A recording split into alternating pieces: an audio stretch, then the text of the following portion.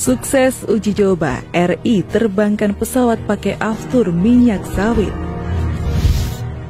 Indonesia berhasil melakukan uji terbang pesawat CN235-220 FTB milik PT Dirgantara Indonesia dengan menggunakan aftur yang dicampur dengan bioaftur sebesar 2,4% pada Rabu 6 Oktober 2021.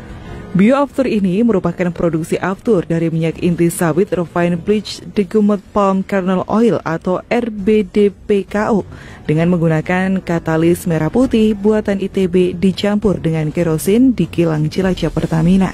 Hasil pencampuran 2,4% bioaftur ini dinamakan J2.4. Khusus J2.4 artinya campuran RBDPKO di kilang co-processing ini mencapai 2,4%. Adapun uji terbang tersebut sukses dilakukan dari rute Bandara Husein Sastranegara Bandung, Jawa Barat ke Bandara Internasional Soekarno-Hatta, Tangerang, dan juga rute sebaliknya.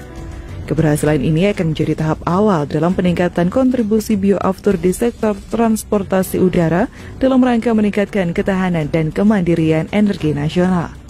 Ini merupakan upaya mendorong percepatan energi baru terbarukan atau EBT dan pengurangan emisi gas rumah kaca pada transportasi udara. Berdasarkan Peraturan Menteri ESDM Nomor 12 Tahun 2015, pencampuran bahan bakar nabati atau BBN pada aftur ditargetkan mencapai persentase 3% pada 2020 dan pada 2025 ditingkatkan lagi menjadi 5%. Namun, implementasi bioaftur sampai saat ini belum berjalan.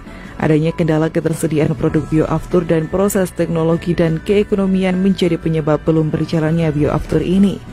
Serangkaian uji teknis juga dilakukan pada 8-10 September 2021 dan akan dilakukan penerbangan perdana menggunakan bahan bakar nabati menggunakan bioaftur J2.4 ini. Agar hal ini dapat terrealisasikan, keekonomian bioaftur J2.4 harus terpenuhi dengan memanfaatkan segala fasilitas yang telah diberikan oleh pemerintah, baik terkait perpajakan seperti super tax deduction untuk riset maupun insentif non-fiskal. Dengan perkiraan konsumsi aftur harian sekitar 14.000 kiloliter, potensi pasar bioaftur J2.4 akan mencapai sekitar 1,1 triliun rupiah per tahunnya. Prosedur khusus juga dijalankan agar aftur ZA1 dan bioaftur J2.4 tidak bercampur ketika melakukan testing, sehingga memberikan hasil yang representatif dan akurat. Untuk sampai di tahap keberhasilan uji terbang, harus melalui sinergi penelitian antara Pertamina Research and Technology Innovation dan Pusat Rekayasa Katalis ITB dalam pengembangan katalis merah putih untuk mengkonversi minyak inti sawit menjadi bahan baku bioaftur pada tahun 2012. Selanjutnya, kerjasama diperluas bersama PT Kilang Pertamina International, Subholding Refining and Petrochemical Pertamina, untuk melakukan uji produksi co-processing skala industri di Refinery Unit atau RU4 Cilacap. Sejak 2014, PT Pertamina telah merintis penelitian dan pengembangan bioaftur melalui unit Kilang Dumai dan Cilacap. PT Kilang Pertamina International Unit Cilacap juga terbukti menunjukkan performa bioaftur yang optimal, di mana perbedaan kinerjanya hanya 0,2–0,6% dari kinerja aftur fosil.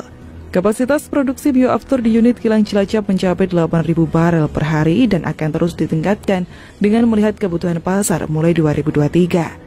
Di sisi lain, agar produksi bioaftur maupun biodiesel ini berkelanjutan, kebijakan harus terintegrasi dari hulu sampai hilir, termasuk volume dan harga khusus minyak sawit atau CPO bagi keperluan biofuel di dalam negeri.